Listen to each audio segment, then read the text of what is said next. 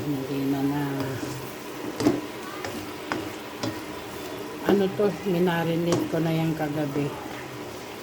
Ayan. Kaya malasa yan. Naka-marinate. Patutuyuin lang natin.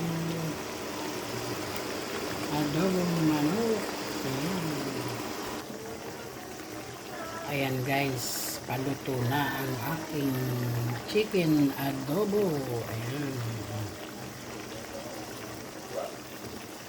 Tanggalan natin siya ng konting sauce para patutuyuin natin. Masarap kasi yung patuyo, di ba? Ayan guys, ayan na ang aking pinatuyong adobong manok. Pinatuyo ko na siya. Pinuhaan ko na siya ng sauce para may sabaw-sabaw sa bata. Ayan ang gusto ng aking ito.